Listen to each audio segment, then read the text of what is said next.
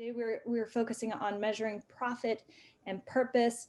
And I have Bjorn here. I introduce him every time almost the same way, but if you're getting tired of it, I'm sorry. He's so awesome. We love him, and I hope you guys have loved seeing him too. So I'm glad if you're back. If you're not, if you haven't seen Bjorn before, Bjorn is a former Razorback. He's a coach. He's a natural coach.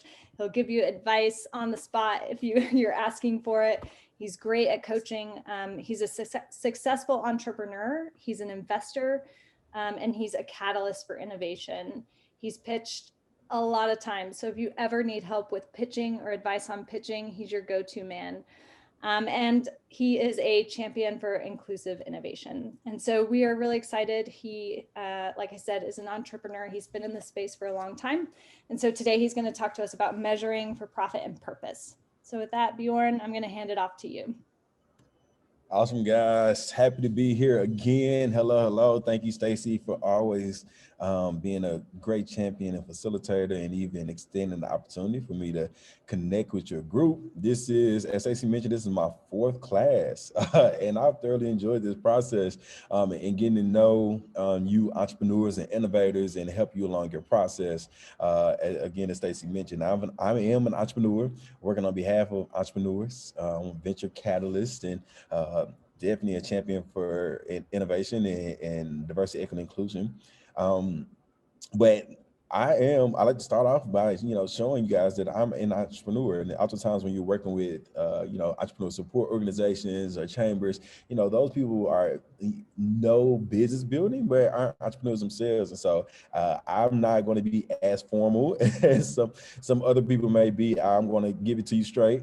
And from entrepreneur to another entrepreneur, and, just really want to see more successful businesses grow and thrive here in Arkansas. And you guys are in a great place. I tell this story all the time, but if I was in the OEI program when I was a student at the U of A, I graduated in 2011. But if I had the opportunity to build like you guys do, I would probably be my 3rd or 4th startup by now, right? Because this space is all about going from idea to, some kind of level of liquid activity, where the liquidation activity, whether that's an exit, an IPO, a sell your company, emerging, or something like that. And I just love the game and the sport of that. And so super excited for all the growth that's happening in Northwest Arkansas. It's an incredible ecosystem. And you guys are definitely on the forefront of it. So with that, we're going to talk about measuring for profit and for purpose and for profit. So I'm going to share my screen. Let's see. Right. Let me get my.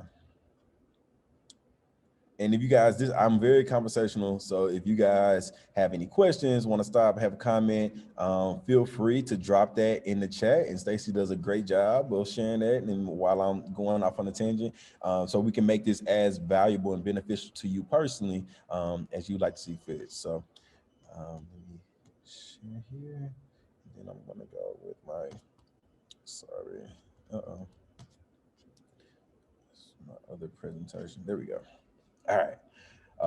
As you see, I build presentations all day. That's the business of being an entrepreneur, right? Today, right? We're no longer in the business of building 60-page traditional business plans. Like, it's really, can you get an idea down on paper, go through the lean canvas process, and be able to present that in a way that builds a team, builds a stakeholder base, gets some investment, start building a product and getting to some customers. And so today, again, I'm super excited about this conversation of measuring for purpose and profit, because this is where entrepreneurship meets social innovation, right? And so this is where we start seeing the blend of impact work and innovation and entrepreneurship starting to merge together. And that's really becoming the tide of now, right? So, 10 years ago, it was Tom Shoes who had kind of created this revolutionary model where you buy a pair of shoes and they donate a pair of shoes to a third world country. Well, now we're starting to see that all over the place, right? When we think about priorities and values that really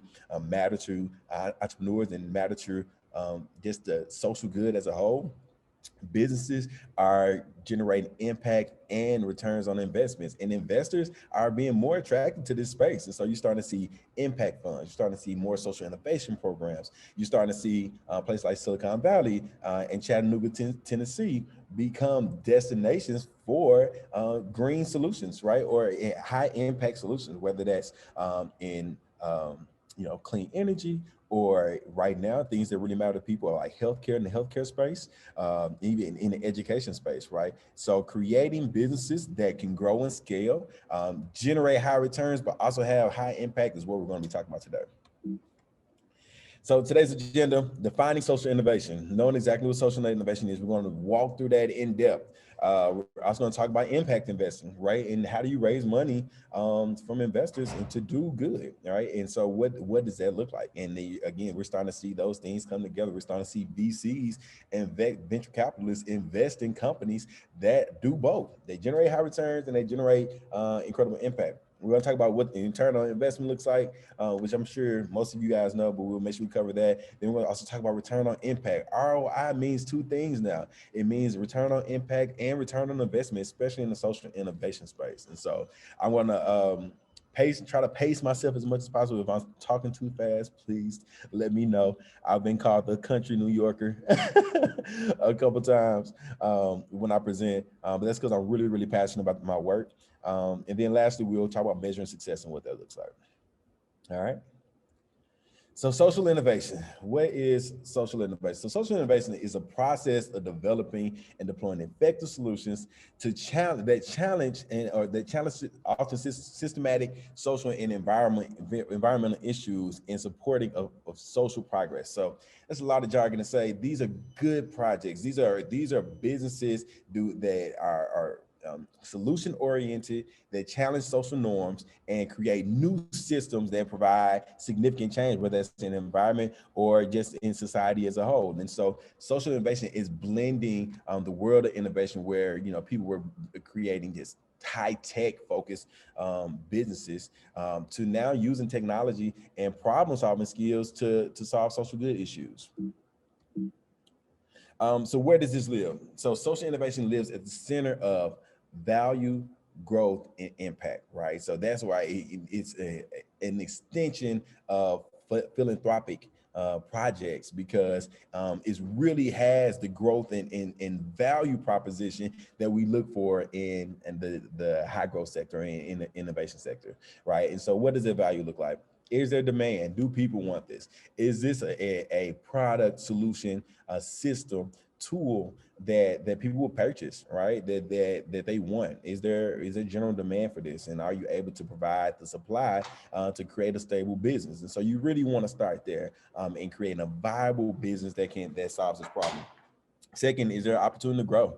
Can this grow and have, and oftentimes is that the number of people or the population that is impacting, right? Is there room for growth there? Is there exponential growth there? When we think about, companies especially in the innovation sector, high growth sector, these are companies that provide $100 million, pro forma over 5 to 7 years. Oftentimes investors are asking, well, let me see your financial projections. And they're looking for a 10x multiple of what you're asking for, right? And so if you're asking for $1 billion, they want to see how quickly can they get $10 million return on their investment. But most of the time, investors want to see on your pro forma, how can this become a $100 million business in 5 to 10 years? Really, about 5 to 7 is the average. What you want in a good general rule of thumb, because they want to see that the entrepreneurs and the founding team and those leaders are capable of thinking big and executing at a high level. So, can you build a big business with the growth and scale? And that's the same in the social innovation space,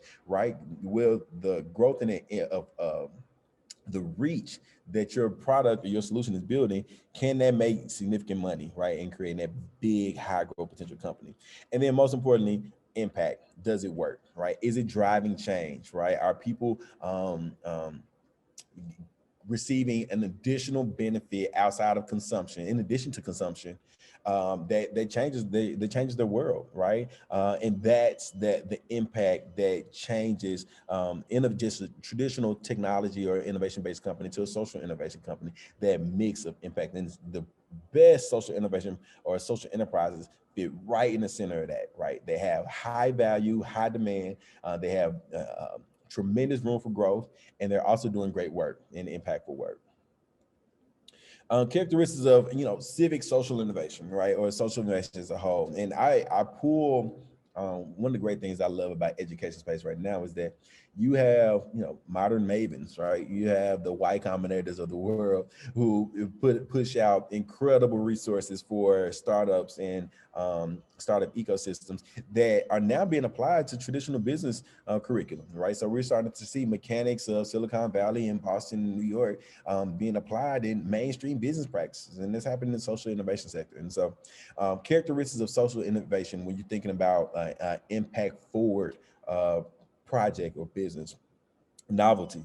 Starting with novelty. Is it new? Is it exciting? Is it innovative? Is it something that's unexpected? Right? Is it something that's thinking outside the box? So novelty creates brand equity. It creates value. It creates excitement. And we talk a lot about investors and raising money and things like that. But consumers love novelty, right? They love the man for the new pair of J's, new Jordans that come out, or the new iPhone, right? There's novelty that people love and always follow. And so those mechanics are being applied to, or those principles are being applied to nonprofits and social innovation companies. And so having some level of novelty in your brand is important. Effectiveness. All right. Does this work? Right. And it does this business or this social innovation create a better world, create a better model, create a better tomorrow. And that effectiveness is measured based on your stakeholders, really based on your consumers, right? How they're receiving it, what's the feedback that they have? Are they returning as customers? And then are you able to see it as a leader of your company being effectively applied? Is your vision and your mission being executed? Are you seeing the fruits of the labor and the efforts that you put in? And we actually look at how measuring that and examining that is a way to grow and scale your business. Practicality, right? The best social innovations are ideas that can get implemented, I wouldn't say feasibly, but at scale, right? It's not something that needs a ton of customization every single time, right? It's a very practical solution, and it can meet the need for a lot of people, right? And so it's almost the principle of like the principle of teaching a man to fish versus giving a man a fish, right? Really making it a practical solution that can be replicated at scale to meet the reach and demand that's coming for your valuable product. Is really important. Does it meet a social need, right? Is this something that's considered highly useful and needed?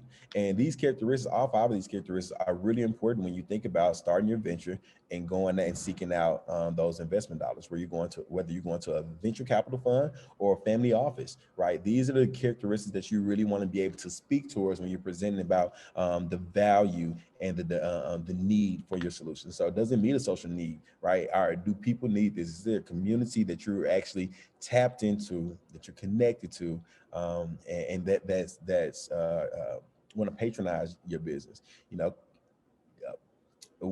a lot of success starts from community, right? And I can't stress enough the value of community and entrepreneurship, and even it's the same for social innovation space, right? So having that community, that core group of people that you're always able to bounce ideas off of, that you're able to sell to, you're able to attract talent from, it's just essential, right? So being a part of the startup community, being a part of the special needs community that you've identified, that you're solving for, those are really, really important in building social innovation. And then lastly, empowering, right? And this is the fun part, right? This is the transformation that comes from your social innovation, right? Does this product, tool, system, company enhance society's capacity to act collectively, right? Are you generating collective change, right? Is this a strike point or condition setter, right? Condition setter meaning this sets new conditions that may not ever go back to being the same, right? When we think about things like, the internet or the dot-com boom or mobile phones, right? Those things have changed our habits. We think about Uber, right? Having readily available transportation, those empower the community to adopt a new habit. And so in the social innovation space, you want to see the same thing happen, right? You want to see new habits being adopted that empower the community to create their own leaders in systematic change. And so these 5 characteristics are great ways to think about your social innovation. And when you think about adding impact to your business. So let's on the spectrum, right? And some of this may sound like, well, are we talking nonprofit here? No, we're not just talking nonprofit, right? And again, a lot of the mechanics that we saw or that we've seen in the Silicon Valley startup environment, Boulder, Colorado, these startup ecosystems are being applied to traditional business building, and the same for nonprofits, right? And nonprofits can make money. Again, nonprofits can make money, right? They can generate revenue. And so when we think about social enterprise, we're starting to see nonprofits creating products and creating brands that become social enterprise that do generate our high impact and also generate a measurable financial return. And those are very valuable businesses. And so where does social innovation and social enterprise sit? It sits in the center of philanthropic work and traditional business, right? Philanthropic work or traditional charity, the primary drivers there are social values. So people are dumping money in order for you to do good work, right? We see donations to, homeless shelters or scholarship funds, or all these charitable organizations do really good work that's charitable, right? They may not be making a ton of money or generating money or revenue from that, but they're doing really good work, right? So that's traditional charity. On the opposite side, you have traditional businesses, which have been primary drivers to achieve, financial value. I'm in the business of doing this to make money, all right? And that's where we see a lot of our businesses are, especially here in Arkansas. A lot of our businesses are traditional businesses. They do very specific things. They do that well, and they generate money. So there's a profit-driven business. So you have impact-driven charity, you have profit-driven business, and social enterprise blends the two, right, and brings them all together, right? And we started this mission-driven for-profit enterprise is becoming very attractive in the venture building market, right? And we're starting to see, and we're seeing this from and when we think about globalization, when we think about having reach into other places or across the world, and the impact that you make there, we think about proximity, having an impact and reach in your own community. When we think about just the usefulness of technology and problem solving when it comes to a charity, right, and philanthropic challenges and opportunities. And so social enterprise is a wave of now and a great way to launch new ventures, right? But nonprofits can generate money. Nonprofits can also be social enterprises, traditional business when they apply philanthropic or social value, start operating more in the social enterprise space. Hey, Bjorn, can I just interrupt real quick? Sure. We have one question from Valerie who's asking about benefit corporations falling into the middle ground. She's asking if they do fall into the middle ground. Benefit corporations? Mm-hmm. Absolutely. So, and we're even starting to see corporations establish, the corporate social responsibility groups and our social enterprises within these corporations, right? So we're starting to see corporations establish social enterprises within their own entity, right? And these are, hey, this is our impact-driven division.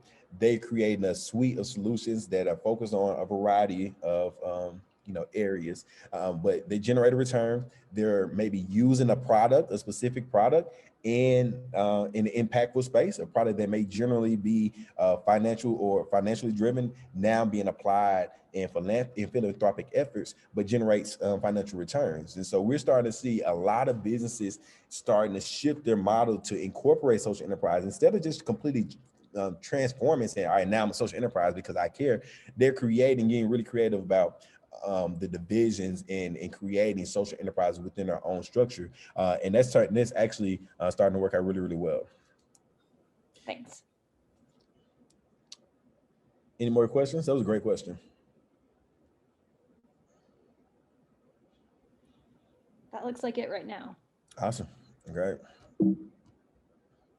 All right, so going to the mechanics, return on investment. The standard return on investment is net income divided by cost of investment, measured against the cost of investment, right? And this is what everybody applies to their business. This can be looked at a number of different ways. My last course today was with the finance, honest finance students, and we spent some time talking about just performers and what ROI really looks like and what scale really looks like, right? And the hockey stick, and how oftentimes entrepreneurs need a runway before they start generating an ROI, and that's actually okay, right? Investors are aware that if you have a great team, a great idea or concept, maybe with a solid MVP, but you're not in the market yet, you just need some time.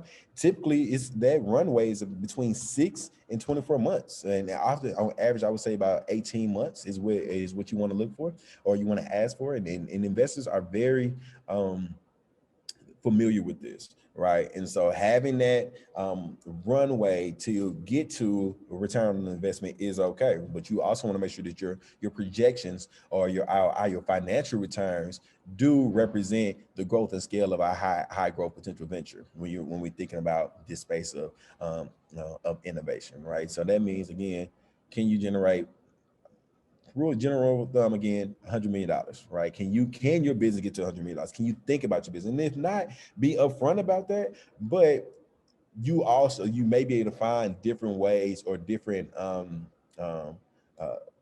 channels for revenue that can get you where you want to go, right? And that's just a strategy session, honestly, on here what are the different ways that we can really create this high growth potential company solely based on ROI. So I won't spend a lot of time on ROI, but that's the general financials.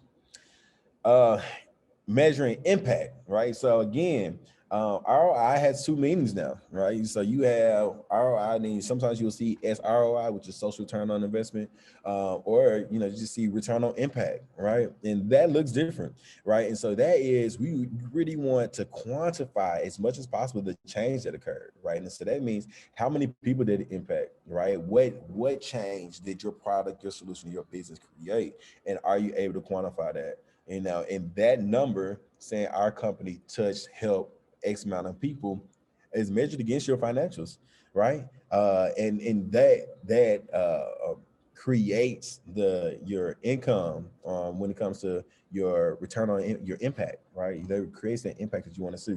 What you want to take away is things that you can attribute to yourself, right? So if there are other factors in the world that you're in that your business didn't specifically attribute to, but they did play a role in the success of your business, you want to just kind of take away that. You want to subtract that because you want to know the total impact for your business, and your stakeholders want to know that as well, right? And so if there are complementary solutions that you don't particularly manage, maybe you don't necessarily have a partnership with them, you want to be able to subtract that so you can say our business contributed this level of impact in this space, right? And then the cost, I mean, that is measured against the total cost of the investment that was invested into the company. But I want to make sure we definitely understand how do we get to understand the impacts, right? So impact as a whole is going to be the change or the impact, the change that occurs, so the number of people that you're able to touch or the number of consumers that you can quantify that were impacted by your solution, multiplied by the financial value of that. So how much they pay for it, and then subtracted away from things that you cannot attribute to. Something that is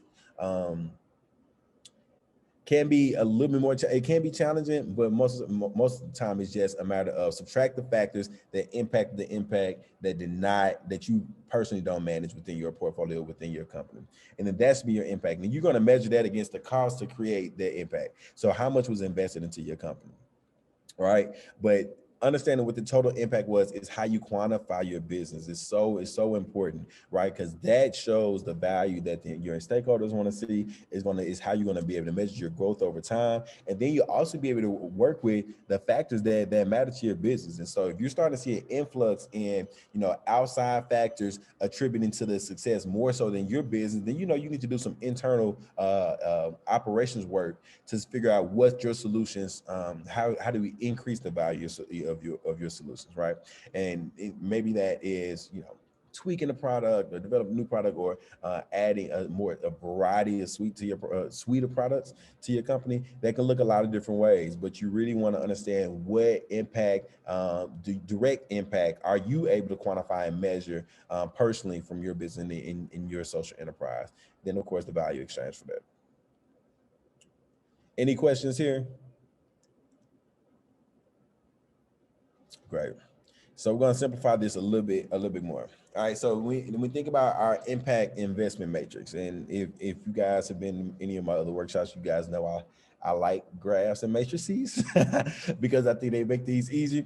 But when you're thinking about your business, your social enterprise, right? You just start with your ideas first. Right? Start with the different projects that you want, right? Because oftentimes social enterprises are based on, hey, we have an idea for a product, and then it evolves into a business once the demand and impact gets there. But start just with your ideas there, right? So you list your ideas, put them there, and those ideas can be grouped together into one organization, or they just become a suite of products, right, that you're offering. But start there first, and then you want to measure them against two things: investment, meaning that's your financial investment as well as your time and effort, versus the impact. How many people is it going to touch, right? And so this would allow you to figure out exactly where your business falls, right? So if you are building something that is a high impact, low investment idea project, oftentimes it's a philanthropy project, right? Meaning that we are doing a ton of impact work. We're not investing a ton of time, but we're not investing a ton of money, but we're investing more time and resources in that. And it's not going to generate that return that we really want to see financially. So this is a very philanthropic project, right? Again, high impact. The investment is relatively low, or low to, I would say, medium investment. More so, the investment is coming from time, or skewed by just charitable donations, but it's not really generating return back. So those are going to be more your philanthropic projects. Traditional businesses are traditionally low impact companies with minimum investment, meaning that I have operated a small business. I put some money. And when I think about low investment, I'm talking about less than $1 million, right? That's what I'm thinking about when it comes to financial investment to these companies. Traditional business is going to be, oftentimes you can get a small business off the ground for less than $100,000, right? Less than $50,000 for, depending on what you're doing.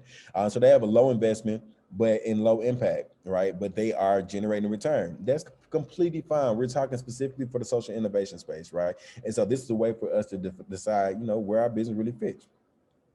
If your project is a high investment, but low impact project, these are profit-driven ventures, right? Meaning that the impact, we're not completely focused on measuring against impact. We're really focused on generating a return on investment financially. And so this is a profit-driven vision. This is where you see most of your tech companies come from, right? That's where you see a lot of your innovative solutions, focusing on, hey, I'm just trying to provide a return back to my stakeholders, a return back to my investors. So we're only going to be completely focused on profits. And then, when you have that high impact, high investment enterprise, now you're really getting into the social enterprise space, right? Meaning that we're measuring both. We're measuring our impact on society and our consumers, as well as the investment, time, energy, and effort that we're putting, time, energy, and capital that we're putting into this business in order to create the change that we really want to see. So that social enterprise space is what we've been talking about today. And really, when you're assessing your own personal business, understand where it is. And these are things you should be able to communicate back to your investors, right? And saying, hey, we're creating a social enterprise venture, or maybe our business is more profit driven, right? Or this is a philanthropic project, and so we're looking for philanthropic dollars. We want to be very clear about what we're looking for. Understand this up front, right? Be strategic about business building. It's so important to do that. And it also just helps so much more in the long run. So I want to, kind of open up the conversation a little bit. Using this matrix, let's, let's throw out some companies, and or I can throw out some, but you guys can throw out some ideas, and let's place them based on where they will apply, where they will fit on an impact investment matrix. So I'll start with one. So let's go with Tom Shoes. Where in the chat, just drop, where do you think Tom Shoes will fit on this matrix? Great. Make sure I can see the chat. Yeah, I can read them. We've got social enterprise, Joel, good, Lauren, social, Cole said top right. Okay. Yeah. Awesome. How about Uber?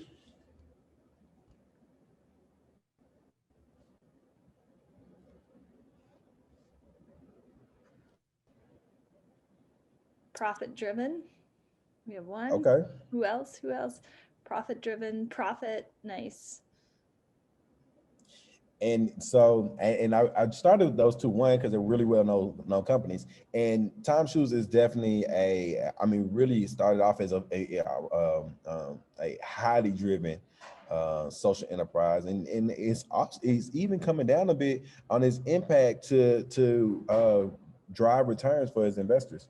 And so it's a purely green company when we think about social enterprise.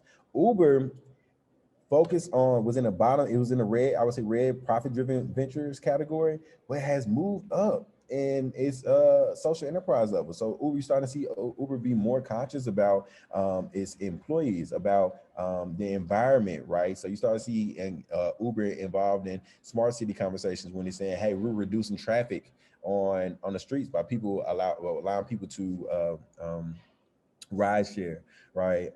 They're also, their employee benefits. Uber's becoming more and more conscious about their philanthropic efforts, as opposed to only focusing on their profits. And oftentimes, when companies get as big as, or an IPO, become a publicly traded company, they have to start being more conscious of their social impact. And so you will start seeing that model go from profit driven to starting to lean up more so into a more of an impact social enterprise. And we're seeing that all over the globe when we think about what's happening in diversity, equity, inclusion, and with the Black Lives Matters movement, and companies making these personal commitments to increasing their work there.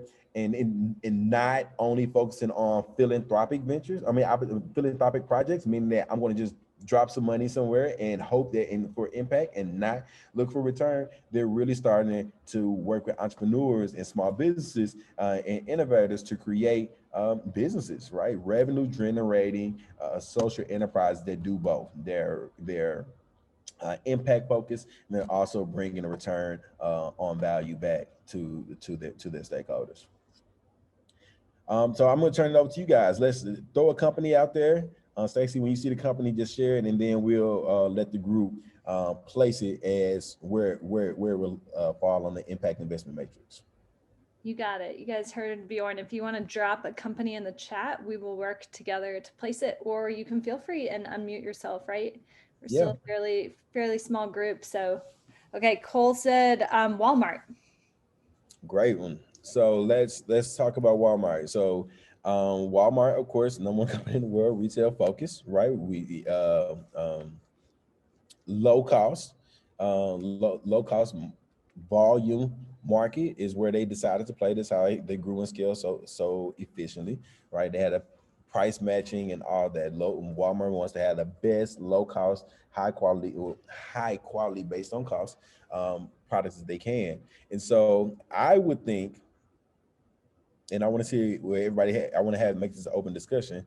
I would put Walmart in the red category, but as Walmart has scaled, Walmart has now introduced more, very similar to Uber, more enterprise, or social enterprise projects and ventures that are committed to social good. So when we think about even uh, uh, the foundations, right? So having the Walmart Foundation, or even with the Walton Family Foundation, the really more so the Walmart Foundation is connected to the corporation of Walmart, meaning that they're taking profits from Walmart corporate to invest in philanthropic opportunities. They're not only doing philanthropic projects anymore, so they're not just buying and donating clothes or shoes and food, right? They're creating social enterprise ventures, and that is where we're starting to see a ton of our big corporations move to. They were very profit driven, so you had a lot of the Walmarts and Targets and the big corporations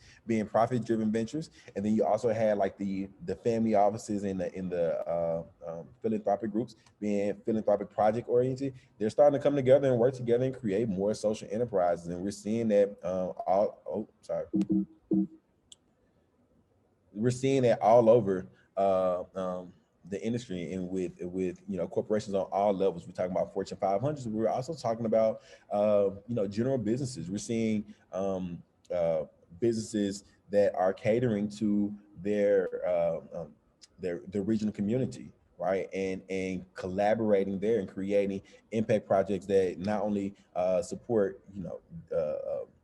their employees and their employees circle of influence, but the regional community. When we think about like the startup community and startup junkie and how they're working with regional partners, those social enterprises are emerging from the blend of philanthropic activity and profit driven, those high profit driven ventures. How Cool. about anybody? Is anybody an entrepreneur in the group, right? And thinking or want to see how or discuss their impact investment matrix, right? And especially if you would like to build more social enterprise, social good into your business, let's talk about it. Yeah, if you have that, you can go ahead and speak up, because that's awesome. We love to help on the spot in workshops. We also have some other companies here that Oh, were cool. listed, Bjorn, if you want to do those while people are, if you have a project, please speak up, or an idea. But someone mentioned L'Oreal, the skincare and cosmetic company. Great, great, great. So L'Oreal is a really interesting one, right? When we think about L'Oreal, again, a lot of corporations were very profit driven. They have to provide a return back on to their investors. They've IPO'd, right? And so they're publicly trading companies, and so they always have some level of focus on making money. But companies like L'Oreal are now getting into dermatology from a healing factor, right? And so you're starting to see L'Oreal working with the Cancer Society of America, right? You're starting to see L'Oreal being committed to people with skin conditions, and they're creating more green solutions, and even in their marketing materials they're talking about the health benefits outside of just the cosmetic benefits of their products, and even a product suite. When you think about companies like L'Oreal and Procter Gamble, who are product engines, right? So they're in a business of branding and pushing out products. They're starting to create more socially conscious products, and so instead of completely changing their mission, they just started to push out more products that fit in all of these different categories. And so they're going to have their businesses that are completely traditional. They're only focused on just low cost, low investment, but making consistent money. Then they're going to have their cash cows, right? They're going to have their profit driven ventures. They're the cash cows that we're not going to change this because it's working, right? So we want to just keep their cash running. But then they also starting to push out products that are focus on people with people of color, right? Procter Gamble pushed out their Gold series, right, which is specifically for or intended marketed towards people of color and again melanin skin tones, right? And L'Oreal is doing the same thing when we talk about different hair textures and texture hair industry and how that's blown up like crazy, right? And understanding that those industries make profit, but they have a social enterprise and commitment to social good because they're empowering, again, those characteristics, empowering a consumer base that they necessarily didn't may have targeted when they were growing and emerging as a company. And so companies like product engines like the Procter & Gamble's and the L'Oreal's start creating ventures and departments and products across the board, right? And then they place them accordingly. So they have their project list, and then they just start saying, okay, well, this product goes here, this product goes here, this product goes here, and they manage the portfolio as a whole. That's great. This one's kind of cool too. Joel mentioned Emergent Bio Solutions. So have you heard of them? Absolutely. So when you think about Emergent Bio Solutions, right? Bio Solutions. So this is a great topic. And please feel free, if anybody has some comments like to open up, feel free to jump into the conversation. But when we think about bio solutions, they are the oil industry was a profit-driven industry. You're talking about the oil tycoons being the most wealthiest individuals in the country, really, or around the world in the early 1900s, right? So the oil boom was a profit-driven industry, right? It took a lot of money to make it, but once you got your operations going, you focus on profits. And even still today, we see it's still a profit-driven industry as a whole. But over the last decade, maybe 2 decades, we started to see the oil industry become more philanthropic or more open and leaning towards social good and going in greener solutions, talking about the corn boom, all those things, because of those environmentally safe products, right? And bio solutions that were being created. And so that community pushed the leaders of the oil industry to adjust how they do business, right? So it's forced those philanthropic, high impact businesses or high change driving industries have forced some of those profit-driven leaders to consider more social enterprise ventures, right? Because they pushed them into adjusting their model because philanthropic and the value of philanthropic efforts drove them to do so. Consumers want to buy things that are they're meaningful to them, they're valuable, that drive social good, that are environmentally safe. And so when we think about these bio solutions, they did 2 things. One, they started off on being very high impact. We're changing the habit, introducing a new habit of how we do things. That's also going to make money. We're not as profit driven as the current profit driven leaders, but we've forced the industry as a whole to become much more green than it has been ever over the last century, right? And so that's really, really interesting what this emerging market, and it's market because innovation is always changing, right? It's always finding new solutions. So you're always going to have those new leaders established, and they drive change. But we're starting to see a shift in the industry as a whole when it comes to the energy sector, and companies like GE are having to play in both spaces, right? They're still having to keep their profit-driven margins, but also become much more conscious to the new energy solutions and in embracing new social enterprise ventures. That was a great one. Awesome. We have a couple more here that seem really great. We have Beautifulized Boutique in Northwest Arkansas. And just so that I don't miss it here, Paige, it looks like you gave a couple of things. So I'd love for you to tell us about those after Bjorn and us talk through Beautiful Lives Boutique in Northwest Arkansas. So whoever shared that, can you please give me a intro to, because I'm not familiar with the company. Yeah, so I'm not like the most familiar with it either. I just have heard of it and need to check it out. But I'm pretty sure it is like a thrift shop, and someone commented beneath me. Rachel, if you have a better explanation for it, you can chime in too. But I'm pretty sure it's like a place where you can take your clothes, and it's like a thrift shop, and then they like empower women through different like training and stuff like that. Rachel, do you have any input? Absolutely. Yeah, I'm obsessed with them. I almost get all my clothes from them. But I don't think they actually keep any of the profit for themselves except to pay for their staff. They give all of their proceeds to nonprofits, and then they get all of their product for free because people donate it. Very cool. So are they a nonprofit or are they LLC? Do you know what kind of company they are? I have no idea. It, Yeah. it sounds like from their business model that they are a more in a philanthropic project space, right? If they're a traditional nonprofit, it sounds like they're not completely focused on. They're putting them right here between the purple and the green, right? Like somewhere right in the middle, because their investment is different. Their investment is coming from the clothes and the donations, being a thrift shop, right? So their business is driven by investments. If they don't get investments, they don't have supply, and so. But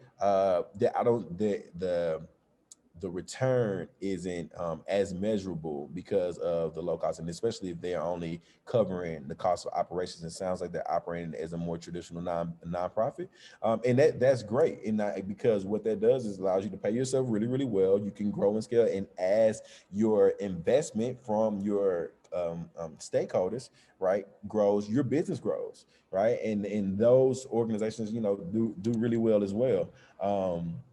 But I would think, they fit somewhere in the middle between philanthropic organization project and social enterprise. But their growth and scale, I could be wrong. They could be a completely complete social enterprise because of how they're able to, the margins that they're getting on their investments, right? So their margins are incredibly high, which a lot of thrift shops are able to kind of manage that really well. They could, be a high growth potential social enterprise. But right now it seems like, especially with the name boutique, it seems like they're falling right in the purple category for me. Like somewhere in the around even purple traditional business. I just don't know if they're in a high investment, high growth sector. But I'm also not familiar with the complete business model. But definitely, as a whole, a social good business and social enterprise from their business model. But as far as high growth potential, I'm not sure that that's where they are. Cool. And then Paige, it seems like we have a couple of ideas here from you. I looked them up real quick, but peopleshores.com and the Everest Effect. So I don't know if you want to speak to those at all, or. Sure. People Shores goes into underserved communities. The first People Shores data center is in Clarksdale, Mississippi. What they do is they go in and they hire underserved youth and pay them for 3 months while they train them on life skills, entrepreneurial skills, but most importantly, back office data skills, like anything a corporation would outsource, like their call center or their data management center. These people are trained up to do that. And People Shores in Clarksdale now has 300 people working for them. Most are underserved youth in their 20s and 30s. We're about to open a second People Shores in Pine Bluff and do the same thing. And hopefully we'll have 300 people at that center. And Everest Effect is another B Corp, which is, and I love Bjorn, you saying you can make money and do good. Both of these companies do that. Everest Effect matches people who are in crisis, who have gone onto the website and built a basket of goods from Walmart. And we find donors to ship that basket of goods from Walmart. So it augments a food bank. It's not food, but it's home supplies, or when the hurricanes and the tornadoes of late, it's been a lot of housing repair supplies. Anything that you can get at Walmart that's helpful for anyone in crisis, you can get it on Everest Effect. But yeah. You guys keep doing what you're doing. We need all of these young, innovative brains. Thank you for doing your training and teaching. Awesome, no, and thank you for sharing that. I wasn't familiar with People Shores, but it's definitely a social enterprise, right? I'm curious as to how do you measure your impact, right? How do you quantify when we go back here to measure and change, right? How does your organization measure your impact? The change that occurred is, the 200 people that we've trained and now have real jobs with benefits, with profit sharing, with full health care for their families. So we actually count them plus their family members who are under their insurance platform. And all the money that we are paid for their services is the financial value of that change. And almost, we really don't have to subtract anything out because nothing else existed. So our ROI is our SRO. Yeah. SRO, and you can say I use them interchangeably. So your ROI, meaning return on impact, or social return on investment, I use them interchangeably. But that's fantastic, right? And I love, places like Arkansas, where things are maybe a little slower, but are rapidly changing, have incredible room for social enterprises, right? Because there's a ton of impact. When we think about, just the makeup of this state, you have one of the richest areas in the country. In Northwest Arkansas, you have one of the poorest areas in the country within the same state. So there's so much room for social enterprise, right? Meaning that we can have great businesses that do good as well, and with limited subtractions, because of additional factors in the room for innovation in a lot of these sectors. And so that's awesome. It's fantastic. And get ready. There are a lot more of these coming down in the Delta area because it is so needed and such an area where you can make a lot of impact with a little bit of investment. Absolutely. Absolutely. Thank So you.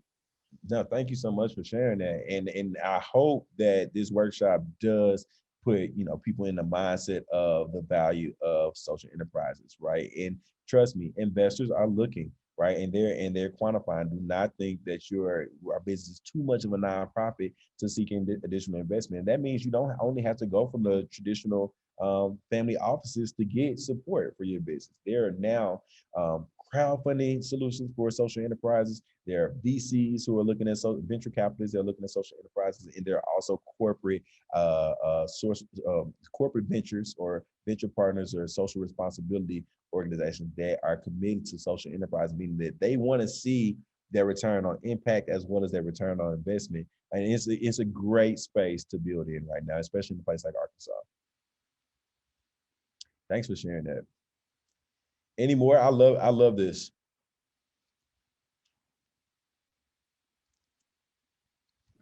I'm going to go back a couple slides to here again, right? So when we think about these businesses, again, these characteristics are always things we talk about. When we talk about, people share, sure, it's novelty. There's little competition in this space. It's effective, measurable, quantifiable effectiveness. It's a practical solution they're able to rinse and repeat and start that over and grow it and expand to new areas. Meets a social need, and highly useful. You're talking about teaching new skills, and then it's empowering that community. So when you empower society, they become the champions for your business and they encourage it to grow. And so those are all great factors for emerging businesses in this space. I thought I heard somebody chime in. I think it was me just saying nothing else had come in the chat. So, virtual convo here, but no other examples have come in the chat. But if anyone has anything else, we've got a few minutes. Bjorn's here, so. Yeah, sure. And I want to make sure you guys, let me do two things. One, in the chat, or feel free to speak up. Are there any corporate, professionals that work for a big corporation that are pursuing, social enterprise ventures or products or solutions within your business? Are you trying to expand your market, your product suite? And Stacey, you have to tell me what's going on in the chat.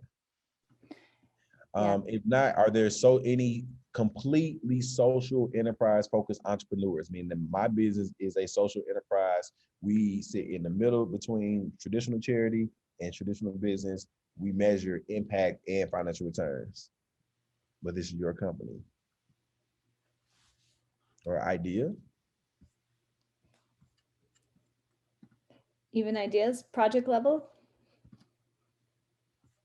And the reason I'm trying to get you guys to share is because I want as you're growing your business, I'm just want to make sure you can articulate both your ROI and your SROI, right? And so make sure that you can, being able to articulate you both just puts you in a class of your own. I taught this workshop for a conference, if you're not familiar, called 501c3. And that is a new conference just launched in Arkansas. I think it's probably in the second or third year. But literally the nonprofits were having such a challenge understanding how they fit in social enterprise, right? And, and a lot of that is just going from a do-gooder to a problem solver, right? And that innovation is based in problem solving, and that is quantifying and measuring. Here's how we're impacting good, and here's how we're impacting and we provide a return on your investment, and that just gets you across the finish line oftentimes. So I'm open to discussion. I know in the last workshop, some students wanted to share, and so I want to make sure I spend some time doing that. I can share. Sure. My name is Olga. My startup is called Sim Sport. This is a website where we collect information about locations available for people with disabilities to do sports and activities. Yes. So I have been struggling a lot with business model, but finally realized that the most important thing is to find the purpose and measurements of impact first. So currently I have approximate budget, how much it costs, and actually doesn't cost a lot at all. So my idea now is maybe to be nonprofit, but as soon as I will have enough user base, I would be able, let's say, probably to sell, to give advertisement for adaptive equipment, adaptive sports equipment, or special sports equipment, to kind of maybe have the revenue streams with advertisement, but only when I will get user base. So the idea is to start as a nonprofit probably, and then to develop into the business model, more commercial one. That's awesome. I'm so glad you shared. I remember judging you in the pitch competition, and I loved your business and what you're doing. Again, a space with incredible need, right? So we can start here. Go back. We'll start here. Novelty for sure, right? And that's made. And I had a previous workshop on, competitive analysis and stuff like that. So novelty are there other competitors in this space, and what role do we play? Where do we fit there? All right, effectiveness. What change is really going to drive? Right? Is this going to establish a new habit? Really focus on condition setting, right? Establishing new habits, not just strike points. Strike points are like, this worked. It was a great moment, right? There is, give you a trophy versus making you a champion, right? And so making sure you're really establishing a new habit with this tool, this community will now be able to, right? And it's a habit that's ongoing. Practicality is easy for us to implement this. We can implement this at scale. We can grow this, right? And so don't stop calling it a nonprofit, call it a social enterprise from now on. Social enterprises can be nonprofits, and they also can be traditional businesses.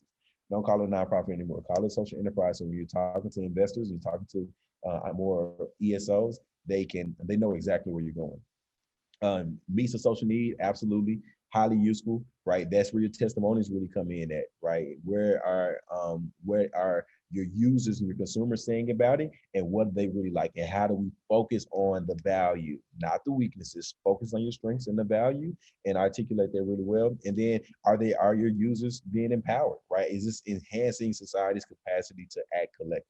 There's this new habit that we are able to practically implement that's getting significant, that's creating significant impact.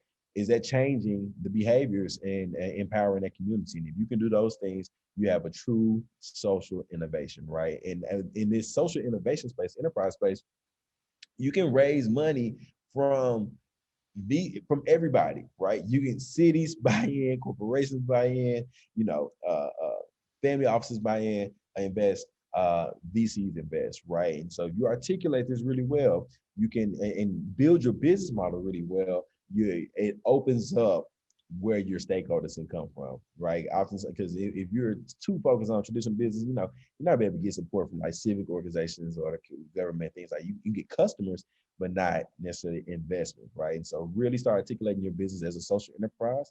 And also within your business operations, in social enterprise, a portion of your proceeds go back into your business. I don't think I touched on that earlier.